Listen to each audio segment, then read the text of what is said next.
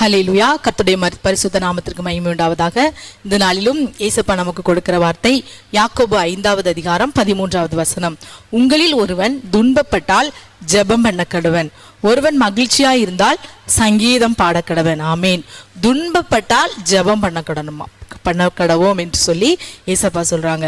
உங்க துன்பத்திற்கு முடிவு உங்களிட கையில் இருக்கு. உங்க துன்பம், உங்களுடைய துக்கம், நீங்க இப்ப அனுபவித்துட்டு வருகிற எல்லா துன்பமும் முடியணும்னா அது உங்களிடத்துல தான் இருக்கு. துன்பப்படும் போது என்ன செய்யணுமா? ஜெபம் பண்ணணுமா? ஆமேன். கர்த்தருடைய சமூகத்துல போய் முழங்கால் படியிட்டு, நான் இப்படிப்பட்ட ஒரு துன்பத்துல, இப்படிப்பட்ட ஒரு துயரத்திற்குள்ள நான் இருக்கிறேன் ஏசப்பா, எனக்கு இந்த துன்பங்கள், இந்த துயரங்கள்லாம் மாறணும்னா நீர் எனக்கு உதவி செய்யணும் என்று சொல்லி ஜெபம்னா என்னது? ஏசப்பாவிடத்துல போய் நம் விண்ணப்பங்கள், வேண்டுதல்களை சொல்லி அவரிடத்தில் உதவி கேட்பது தான். துன்பத்துல இருக்கும்போது இன்றைக்கு அநேகர் நம்ம செய்யறது என்ன? எங்கேயாவது யார்கிட்டையாவது, எந்த மனுஷங்கள்ட்டையாவது நமக்கு ஒரு உதவி கிடைத்திராதா?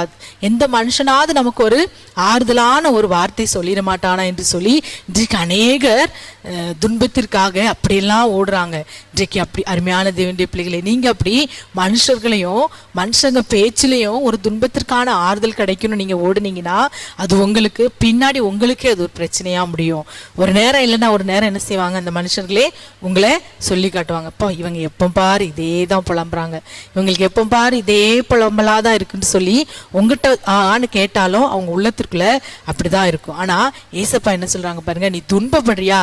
நீ ஒண்ணுமே செய்யண்டா, நேரம் என்ன செய், என்கிட்ட வா, அறை வீட்டுக்குள்ள போய் கதவை பூட்டி அந்தரங்கத்தில் இருக்கிற உன் பிதாவை நோக்கி நீ ஜெபம் பண்ணு என்று சொல்ல. துன்பப்படும் போது நாம செய்ய வேண்டியது ஜெபந்தான். துன்பத்திற்கு மருந்து, துன்பத்திற்கு ஒரு முடிவு ஜெபந்தான். ஜெபந்தான் உலகத்தை ஜெயிக்கிற ஜெயம். ஜெபத்தால முடியாதது எதுவுமே இல்லை. பிலிப்பியர் 4:6 நீங்கள் ஒன்றுக்கும் கவலைப்படாமல் உங்கள் விண்ணப்பங்களை ஸ்தோத்திரத்தோடு கூடிய ஜெபத்தினால் வேண்டுதலினாலும் தேவனுக்கு தெரியப்படுத்துங்கள், அப்பொழுது எல்லா புத்திக்கும் மேலான தெய்வ சமாதானம் உங்கள் சிந்தனைகளையும் உங்கள் இருதயத்தையும் கிறிஸ்து இயேசுக்குள்ளாய் காத்துக்கொள் என்று பார்க்கிறோம். அப்போ நீங்க எந்த சமயத்திலும், எந்த சமயம் உங்களுக்கு கவலைப்படுகிற சூழ்நிலை வரும்போது நீங்க கவலைப்படாமல், நீங்க ஒன்றுக்கும் கவலைப்படாமல் என்ன செய்யணும்? ஸ்தோத்திரத்தோடு கூடிய ஜெபத்தினால் வேண்டுதலினால் தேவனிடத்துல தெரியப்படுத்தணும். தெரியப்படுத்தும் போது எப்படி தெரியப்படுத்தணுமா? நான் கர்த்தரிடத்துல ஜெபம் பண்ணியிருக்கேன், கர்த்தர் என்ன செய்வார், எனக்கு பதில் செய்வார் என்று விசுவாசத்தோடு ஜெபிக்கணும். ஜெபம் பண்ணும்போது நான் விசுவாசத்தோடு ஜெபிக்கணுமா? மார்க் 11:24 ஆதலால் நீங்கள் ஜெபம் பண்ணும்போது எவைகளை கேட்டுக்கொள்வீர்களோ அவைகளை பெற்றுக்கொள்வோம் என்று விசுவாசியுங்கள், அப்பொழுது அவைகள் உங்களுக்கு உண்டாகும் என்று சொல்கிறேன். நீங்கள் ஜெபம் பண்ணும்போது எவைகளெல்லாம் கேட்பீங்களோ அவைகளெல்லாம் பெற்றுக்கொள்வேன். நான் ஏசப்பாட்ட என் துன்பத்திற்காக நான் ஜெபிக்க போறேன், நான் ஜெபிக்கும் போது ஏசப்பா எனக்கு பதில் தருவார், நான் அதை பெற்றுக்கொள்வேன் என்று சொல்லி எந்த கவலை இருந்தாலும், எந்த பாரம் இருந்தாலும், எந்த துன்பம் இருந்தாலும் ஒன்றை குறித்து நீங்க கவலைப்படாம ஏசப்பாட்ட போய் கேளுங்க, அவர் உங்களுக்கு தருவார். அவர் உங்கள் துன்பத்தை எல்லாம், உங்கள் துக்கத்தை எல்லாம் மாற்றுவார். அவரால முடியும் என்றால் அவர் மனுஷர் கொடுக்கிற பிரகாரமாய் கொடுக்கிறவர் அல்ல. அவர் என்னுடைய சமாதானத்தை நான் உனக்கு தருகிறேன் என்று சொல்கிறார். உங்கள் ஒவ்வொருவருக்கும் அவருடைய சமாதானத்தை தருகிறார். அவர் சமாதானத்தை உண்டு பண்ணும் ஆக்கினை அவர் மேல வந்துதான் நம்ம ஒவ்வொருவருக்கும். இன்றைக்கு அருமையான தேவனுடைய பிள்ளைகளே, நீங்க படுகிற துன்பங்கள், நீங்க படுகிற பாடுகள் எல்லாவற்றிலிருந்து உங்களை மீட்டு உங்களுக்கு சமாதானத்தை ஒரு உண்டு பண்ணும் ஆக்கினை அவர் மேல இருக்கிறது. என் பிள்ளைகள், நான் படைத்த பிள்ளை, என்னை விசுவாசிக்கிற பிள்ளை எல்லாவற்றிலும் சந்தோஷமாய் சமாதானமாய் இருக்க வேண்டும் என்பதற்காகவே அவர் இந்த பூவுலகத்தில் அவருடைய கடைசி சொட்டு ரத்தத்தையும் சிந்தினார். அவருடைய சிலுவை பாடு மரணங்கள் நமக்கு எல்லாவற்றையும் இந்த நாளில் தர வல்லது. ஆகவே நீங்க ஜெபம் பண்ணுங்க. துன்பத்திற்கான முடிவு உங்க கையில தான் இருக்கு. மனுஷங்கிட்ட போய் பேசினா அவங்க அந்த நேரம் மட்டும் உங்களை ஆறுதல் படுத்த முடியும், நான் தரேன், நான் செய்யறேன் என்று சொல்லி உங்களுக்கு வாக்கு கொடுப்பாங்க. ஆனா அதை நிறைவேற்ற மாட்டாங்க. ஆனா கர்த்தர் வாக்கு கொடுத்தவர், வாக்கு மாறாதவர்.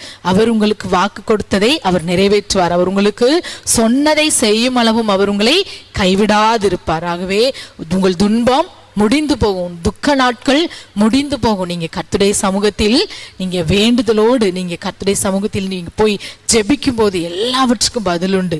ஆமீன். அதை என்னால சாட்சியா சொல்ல முடியும். என் வாழ்க்கையில எவ்வளோ துன்பங்கள், பாடுகள், பிரச்சனைகள், போராட்டங்கள் எல்லாவற்றுக்கும் எனக்கு விடையை கொடுத்தது கர்த்தருடைய சமூகத்தில் போய் ஜெபம் பண்ண அந்த ஒரே காரியம்தான். நான் இன்றைக்கு கர்த்தருடைய சமூகத்தில் என் துன்பத்திலும் என் துக்கத்திலையும் கர்த்தரை தேடாமல் மனுஷர்களையும் உலகத்தையும் தேடி இருந்தனா இன்றைக்கு கர்த்தர் எனக்கு எல்லா துன்பத்திலிருந்து ஒரு விசாலத்தை நான் பெற்றிருக்கவே முடியாது. அப்போ நம் வாழ்க்கையில உங்க வாழ்க்கையில இப்ப இருக்கிற துன்பங்கள் பாடுகள் எல்லாம் போகணும்னா நீங்க கர்த்தருடைய சமூகத்தில் ஜெபிங்க.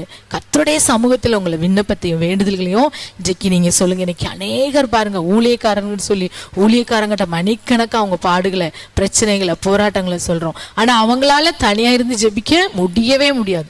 ஒரு நிமிஷம் கூட ஜெபிக்க முடியாது. இந்த நிலைமை மாறணும். இந்த நிலைமை மாறினாதான் கிறிஸ்தவர்களாகிய ஒவ்வொருவரும் ஒரு வெற்றியுள்ள வாழ்க்கை ஒரு சமாதானம் உள்ள வாழ்க்கையும் வாழ முடியும். துன்பம் இல்லாத இன்பமான வாழ்க்கை வாழ முடியும். ஏசப்பா சொல்லியிருக்காங்க பாருங்க, துன்பம் பட்டா ஜெபம் பண்ணு என்று சொல்லி, என்னை நோக்கி நீ ஜெபம் பண்ணு, அப்புறம் எப்படி உன் துன்பம் இருக்குன்னு பார்ப்போம் என்று ஏசப்பா சொல்றார். ஆகவே இன்றைக்கும் அருமையான தேவனுடைய பிள்ளைகளே, நீங்க தளர்ந்து போன முழங்கால்களை முடக்குங்க.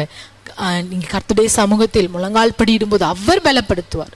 உங்களால ஜெபிக்க முடியாதவர்களா இருக்கலாம், நீங்க ஜெபிக்காதே நபரா இருக்கலாம். கர்த்தருடைய சமூகத்தில் தகப்பனை போல பேசுனீங்கன்னா கர்த்தர் கட்டாயம் உங்கள் வேண்டுதலுக்கு பதில் கொடுப்பார். ஆகவே இப்போது நாம் ஜெபிக்கலாமா? அப்பாவுமை ஸ்தோத்திரிக்கிறோம் தகப்பனே, இந்த நாளிலும் துன்பப்பட்டா ஜெபம் பண்ணுங்கன்னு சொல்லியிருக்கீங்கப்பா. எங்கள் துன்பத்திற்கெல்லாம் முடிவு ஜெபந்தான். எல்லா துன்பமும் எல்லா துக்கமும் மாறி சமாதானமும் சந்தோஷமும் வரணும்னா வேற வழியே இல்லை, ஜெபன்று பார்க்கிறோம்ப்பா. இன்றைக்கு அநேகருடைய முழங்கால்கள் உம்முடைய சமூகத்தில் முடக்க முடியாதபடி பிசாசு என்று அநேகருடைய முழங்கால்களை அப்பா முடக்கி போட்டிருக்கிறான் தகப்பனே.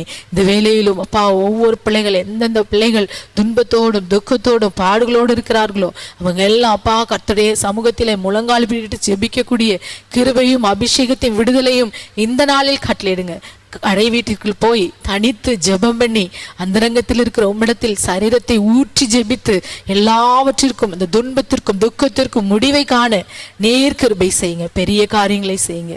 ஒவ்வொரு பிள்ளைகளுக்கும் இந்த விசேஷத்த அனுபவத்தை இந்த நாளில் கட்டளையிடும். சகல துதிகன மகிமை ஒருவருக்கே செலுத்துகிறோம். இயேசுவின் நாமத்தில் ஜெபிக்கிறோம் நல்ல பிதாவே, ஆமேன், ஆமேன்.